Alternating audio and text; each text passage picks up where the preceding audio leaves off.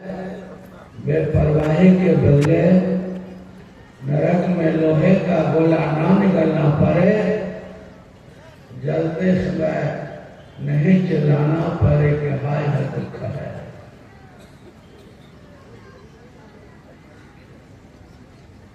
दुखों से बचने के लिए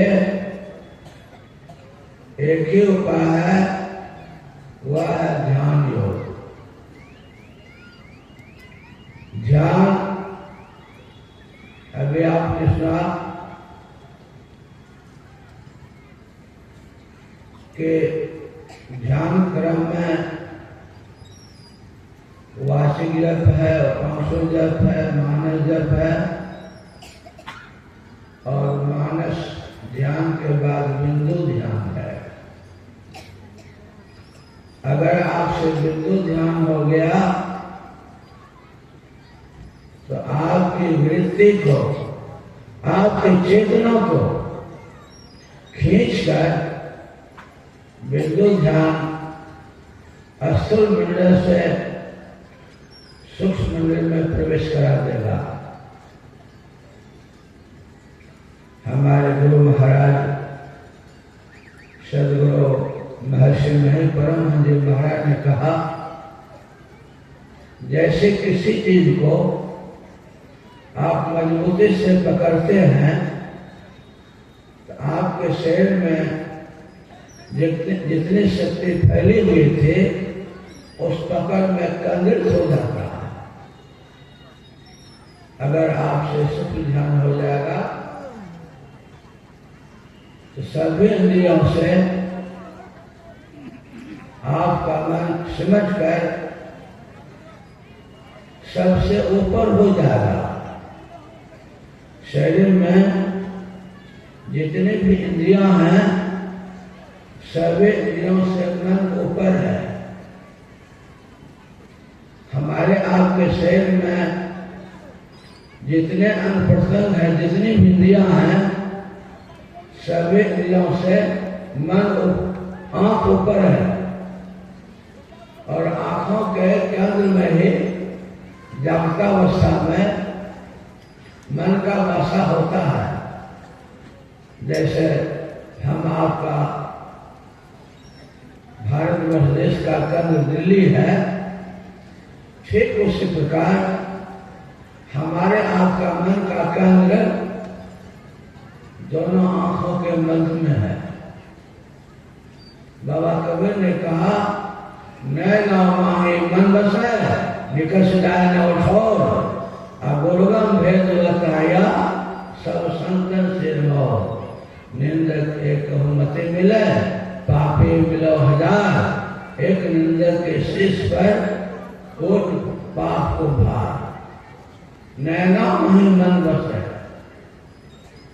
दोनों आंखों में हमारा आपका मन जागृतावस्था में वासा होता है। और अगर आप मन को केंद्रित करना चाहते हैं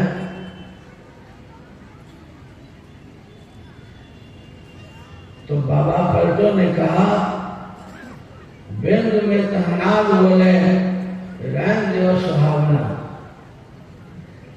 आपको बिंदु ध्यान करना पड़ेगा और बिंदु ध्यान कोई बच्चे का खेल नहीं है, गुरबा गुड़िया का खेल नहीं है। जब तक आपका जीवन संयमित नहीं होगा, जब तक आप संयम धर्म का पालन नहीं करेंगे, बाबा कबीर ने कहा, पानी में आग लगे अंधा तो सूझे। हमारे आपके शरीर में जो श्वेत रक्त है बड़ा शक्तिशाली है। अगर आप भजन करना चाहते हैं, बिंदु ध्यान करना चाहते हैं तो सफेद रक्त का संचय करना पड़ेगा, संग्रह करना पड़ेगा, रोकना पड़ेगा। बड़ा शक्तिशाली है। आप समझ सकते हैं, आपके शरीर से निकलकर जो शरीर बना देता है उसमें कितनी शक्ति है। उस शक्ति को जब तक आप रोकेंगे नहीं तो ऊर्ध्वगमन नहीं होगा।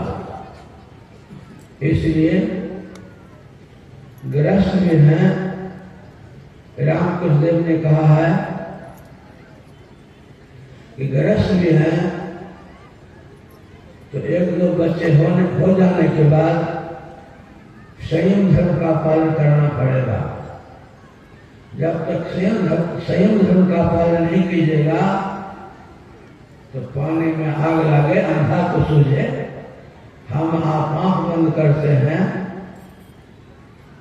गुरु महाराज का वचन है सत्संग योग चतुर्थ भाग में, आत्मज्ञान के अलावे जितना भी ज्ञान है वो माया का ज्ञान है। उस ज्ञान से अंतर की दृष्टि जागृत नहीं होती है, विवेक की दृष्टि जागृत होती है। संसार का ज्ञान हासिल होता है, लेकिन आत्मा का ज्ञान तो जब तक चिंता नहीं होगा तब तक अंतर्मार्गी नहीं बनेंगे। इसलिए अंतर्मार्गी बनने के लिए आपको बैरन संकरण होना पड़ेगा। भगवान बुद्ध का एक राजा था। भगवान बुद्ध के उपदेशों को सुना, बड़ा अच्छा लगा। राजपाट छोड़कर भिक्षु बन गया और भिक्षु बनने पर जैसा भगवान बुद्ध ने कहा वैसा ठीक ठीक ध्यान किया। अब उनका मन संयत हो गया। सूरदास जी महाराज ने कहा नैन नाश का अगर है तहाँ ब्रह्म को वास, अविनाशी विषय नहीं हो सहज ज्योत प्रकाश। नैन नाश का एक दुर्गम बात है।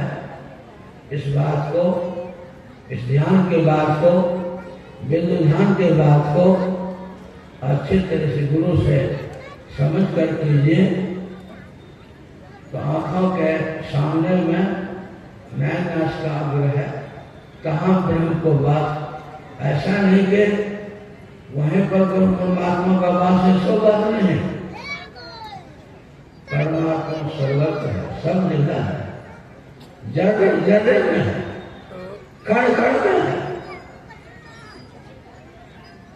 नानक देव जी महाराज ने कहा कि जिस प्रकार फूल में सुगंध छिपा हुआ है, दर्पण में आपका प्रतिबिंब छिपा हुआ है, ठीक उसी प्रकार परमात्मा सबके घट में है। लेकिन इस सर्व दृष्टि से परमात्मा को आप नहीं देख सकते हैं।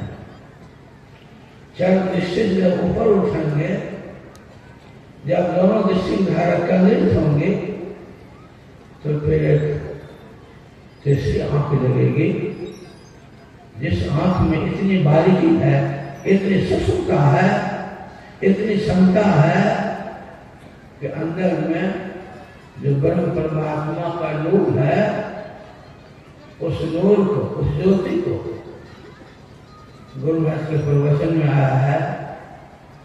जागृत की दृष्टि, स्वप्न की दृष्टि, मानस दृष्टि, इन तीनों दृष्टियों का विरोध करने पर तब चौथी दृष्टि जागृत होती है। तीनों दृष्टियों का विरोध करने पर जब चौथी दृष्टि जागृत होगी तो नेत्र खुला है। दादू दादी महाराज ने कहा उनके अंदर दूरदृष्टा की क्षमता आ जाती है। जिनको अंदर की दृष्टि जागृत हो जाती है, उनके अंदर दूरदर्शन की क्षमता आ जाती है। आपके अंदर में बापटू ने कहा, हेरा गणत मोहाल ऐसा जानता कोई क्या, वह दुर्लभ हीरा का दर्शन आपको अपने घर में होगा। हीरा भरतवाद ऐसा जानता कोई पहले से बात को जानता। जब आप अंदर में उस नूर को देखेंगे जिसको ब्रह्म ज्योति कहते हैं, अब आपकी अवस्था ब्रह्म अवस्था हो जाएगी। अब आप पिंड से उठकर ब्रह्मांड में अपने अंदर वस्तुओं का दर्शन करने लगेंगे। वह कृपिल राजा जब अपने अंदर में उस ब्रह्म ज्योति का दर्शन करने लगे तो जब भी पिंड में उतरते थे, तुर्यावस्था से नीचे उतरते थे, संसार का कोई भी सुख है पदार्थ के साथ युक्त होता है, पदार्थ जैसे छूटता है वह सुख छूट जाता है। संसार का कोई भी सुख जब आपके इंद्रियां पदार्थ से युक्त रहता है तभी तक पदार्थ का सुख लगता है, लेकिन आत्मा का सुख जब इंद्रियों के घाटों से जब आप ऊपर उठ जाएंगे वह सुख अहर्निश दिन रात होते ही रहता है, कभी छूटता नहीं है। वह कृपिल राजा जब पिंड में उतरते थे तो सुख को रह रहकर आप भरते थे। सुख तो यह सुख आज भरते थे। अन्य भिक्षुओं ने सोचा कि पहले राजा था, अब साधु बन गया, भिक्षु बन गया है, पदार्थों का अभाव होता है, इसलिए लगता है कि हर के पेट राष्ट्र को याद कर कहाँ बढ़ता है। भगवान रूप से जाकर भिक्षुओं ने कहा बनते कि फिर राजा लगता है कि राष्ट्र को याद कर कहाँ बढ़ता है, रह रह करके सुख सुख ऐसा बोलता है। यह तो भगवान बुद्ध अंतर्यामी थे, सारी बातों को जानते थे, फिर भी लौकिक व्यवहार में है स्वयं वे अपनी भाषा को व्यक्त करते हैं कि फिर राजा को बुलाते हैं और कहते हैं कि फिर क्या तुम राष्ट्र को याद करके हम भरते हो? तो किपिन जो राजा थे भिक्षु कहते हैं घंटे मैं किस को याद कर क्या भरता हूँ?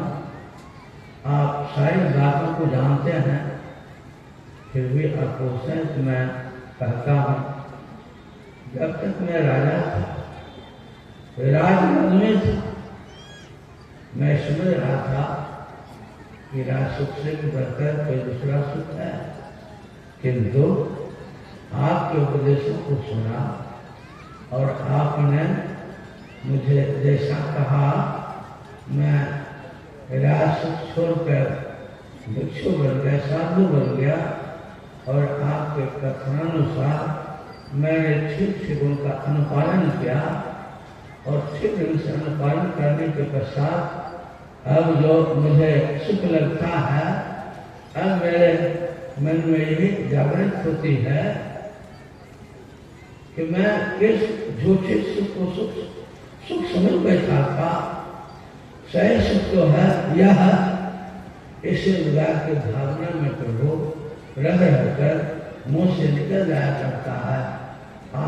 सुख जब हम इंद्रियों घाटों से ऊपर उठ जाएंगे, वह कैसे ब्रह्म अवस्था होती है।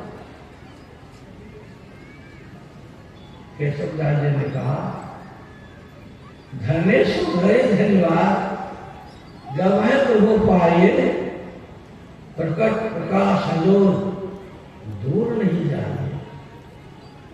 वह प्रकाश प्रकट है, उसके लिए आपको दूर नहीं जाना है। इंद्रियों के घाटों में फैल करके आपको बाहर नहीं जाना है। इंद्रियों के घाटों से सिमट कर अंतर्मुख होंगे तब जो ब्राह्मी अवस्था आपको आएगी, वह ब्रह्म सुख है। वह सुख लगेगा तो छूटेगा नहीं। यही सुख जिस निर्णायक को प्राप्त हो जाता है, आज तक जितना भी आपने पाप किया है, सारा पाप आपका जल जाएगा। सारा पाप जलने से मतलब क्या है कि 2 में 2 घटा दीजिए, सुलभ हो जाएगा। सो बात नहीं है।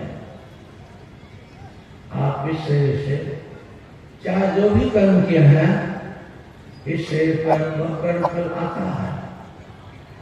आप ब्रह्म अवस्था में भी चले गए हैं, इस शरीर से आपने कर्म किया है।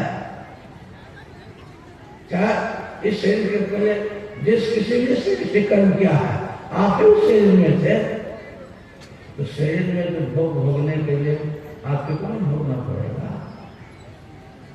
लेकिन इस शरीर से आपने भोग भोगा है, असुर शरीर से आपने कर्म किया है। अगर इस शरीर के रहते आप अपने को शरीर से उठा चुके हैं, इस असुर शरीर से ऊपर उठा चुके हैं, भोग तो इसी शरीर पर आएगा ना। इसी शरीर से आपने भोग किया है, इसी शरीर पर आप भोग भोगेंगे। लेकिन आप शरीर ज्ञान से ऊपर उठ गए, भोग तो इसी शरीर पर आएगा। और आप जो भोगता है, भोगने वाला, वो जगह है ही नहीं। नदी किनारे घर क्या कर्जा कर आ कर मांगन आवे, दूसरे दिन भी जा। ये जो 2 नदियां हैं, गंगा जमुना, इन दोनों नदियों में जो प्रवेश कर गए हैं, ये इन दोनों घाटों से ऊपर उठ गए हैं, तो जो शरीर में भोगने का भोगेगा, उस भोग से आप ऊपर उठेंगे। इस तरह से आप अगर ध्यान में आगे बढ़ गए हैं, तो पाप दोनों से आप ऊपर उठ सकते हैं। इसलिए ध्यान करना बड़ा कठिन काम है। अगर आप ध्यान करने में सफल हो जाएंगे, तो चाहे ग्रस्त है अथवा व्रत है, जो ब्रह्म व साक्षात्कार मिलता है, अगर ग्रस्त भी है, उस ब्रह्म अवस्था में चला जाएगा। बाबा नानक ने कहा, एक दृष्टि कृष्ण से जाने जोगे कहिए सोई। जो दोनों दृष्टिधाराओं को एक करने के लिए सीख गया है, जोगे वही है। जो गंठन था, जो गंडे, जो बसम चढ़ाइए, जो गंदे भूल मराइए, जो गन सिंगे वाइये, अंजन माह निरंजन रहिए, जोग जुगत जीव पाइए, गलित जोगन होइए, एक दूसरे के संग जाने जोगे कहिए सो। जो दोनों दिशाधारों को सम करने के लिए जान गया है, वही तो योगी है। वही उस ब्रह्म अवस्था को प्राप्त कर सकते हैं। लेकिन इस योग को करने के लिए जैसा खाइए अन्न वैसा होगा मन। आपने सुना होगा कि महाभारत का जब युद्ध चल रहा था, 11वें दिन अर्जुन शिखंडी का आर लेकर भीष्म जी के शरीर में इतना बाण मारे, गला से नीचे तक 2 अंगुली से खाली कहीं देख नहीं था। खचाखच बाणों से भर दिए भीष्म जी के शरीर को। इतने बाण लगने पर भीष्म जी जब गिरे तो मानो शरीर की सैया हो गई, शरीर का विछावन हो गया। जब भीष्म जी गिर गए तो भीष्म जी तो कौरव पांडव दोनों के राजा थे, पूज्य थे। कुछ काल के लिए रुक गया। सब के सब भीष्म जी के पास चले आए। भीष्म जी बड़ा सुंदर सुंदर उपदेश दे रहे थे। उस उपदेश को सुनने के लिए द्रौपदी भी आए थे, द्रौपदी भी सुन रही थी, बड़े सुंदर उपदेश भीष्म जी का चल रहा था। इसी बीच में द्रौपदी मुस्कुरा हंस गई। तो भीष्म जी उपदेश को रोक देते हैं और द्रौपदी से कहकर बेटे तुम हंसी क्यों? द्रौपदी कहते हैं पितामह ऐसे मुझे हंसी आगे हंसी। भीष्म जी कहते हैं नहीं, तुम विदुषी महिला हो, संभ्राम घर की महिला हो। जो विदुषी होते हैं उपदेश चल रहा है, उस बीच में खिलखिला कर हंसने की बात है, तुम्हारे हंसने में कोई रहस्य है। तब द्रौपदी कहते हैं हाँ पितामह मेरे हंसने में अवश्य और क्या रहस्य है? तो द्रौपदी कहती है पितामह अभी आप इतना सुंदर उपदेश दे रहे हैं, यह उपदेश उसमें आपका कहाँ गया था जिस मेरा सिर हरण हो रहा, उसमें आप भी थे। जिसमें मेरा सिर हरण हो रहा था उसमें आप भी थे। उसमें यह उपदेश कहाँ गया था? अगर उसमें यह उपदेश दे होते, अभी आपके आंखों के सामने एक खून की नदी बहाती के है, आपके सारे बांधव इस नदी खून के नदी में डूब कर मर रहे हैं, या दिन आपको देखने को नहीं मिलते। पिता उसमें यह आपका कहाँ गया? वैसे करता था मैं बिल्कुल ठीक बात कर रही हूँ। ज्ञान तो उसमें भी मुझे था, लेकिन दुर्योधन का जो मैंने दूषित अन्न खाया था, दूषित अन्न खाने के कारण मेरे बुद्धि भी दूषित हो गए थे, इसलिए कहते मैं उसमें उपदेश नहीं दे सका।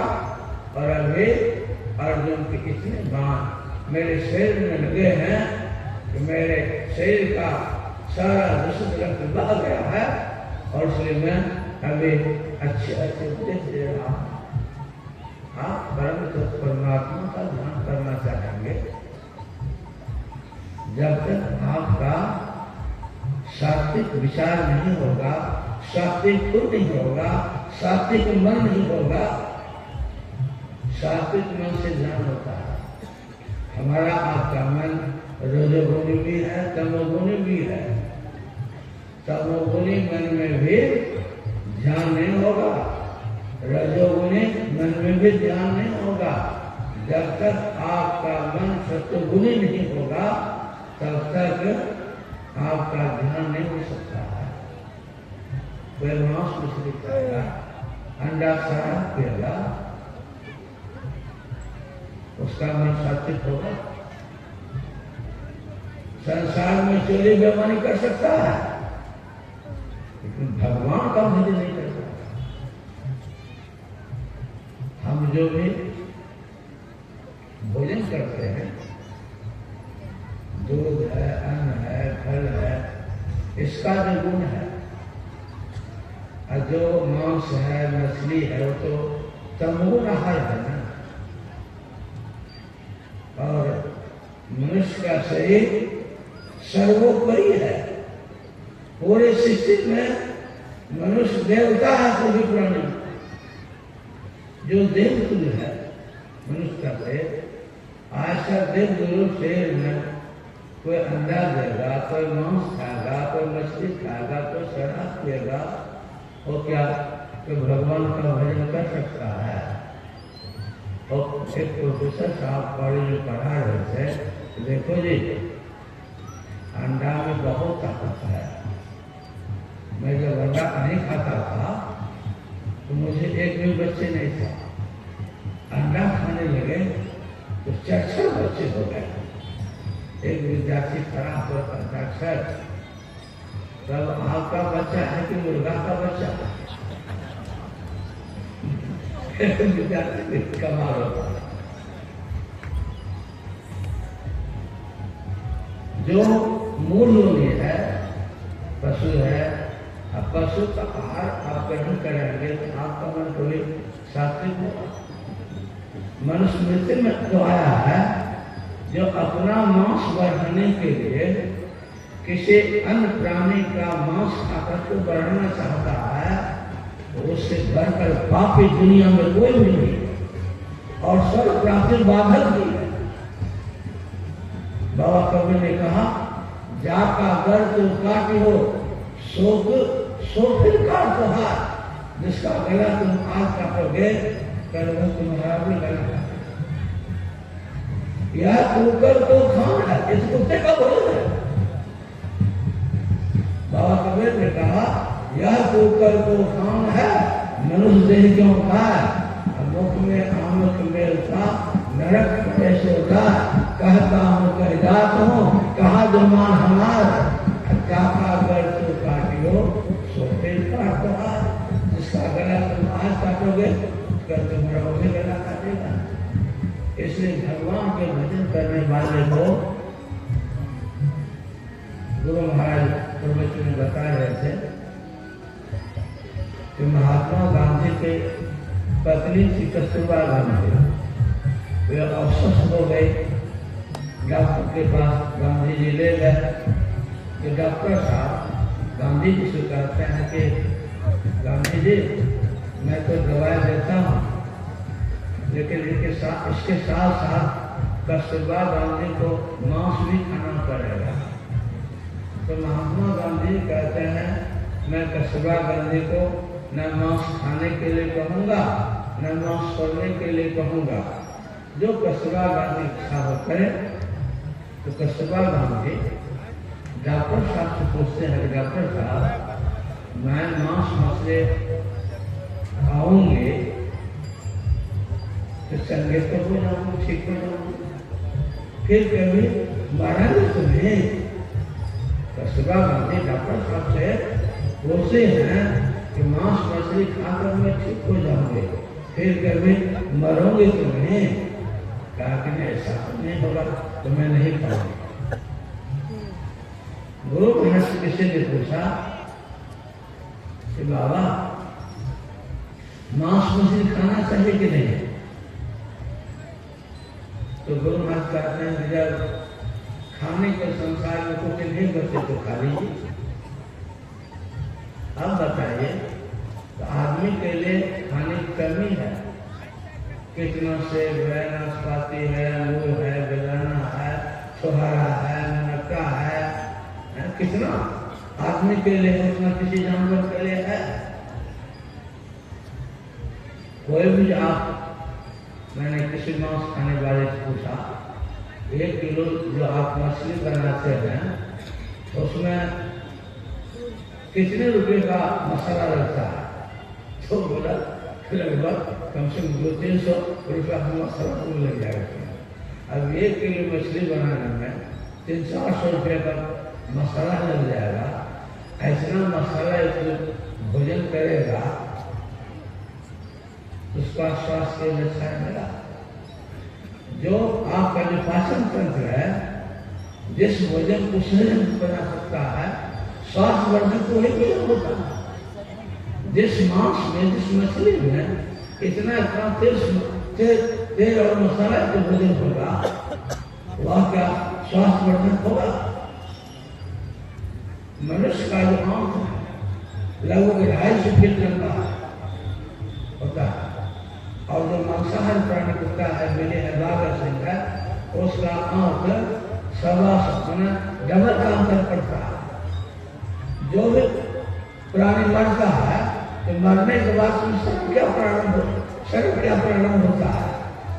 जो मांस मछली खाने वाला कुत्ता बिल्ली है उसका जल पड़ जाता है, जो मनुष्य है उसका तो देश से बचेगा, तो देश से बचेगा जिसमें शरीर क्या प्रारंभ होगा, क्या वो स्वास्थ्य वर्धक में आपका हो सकता है।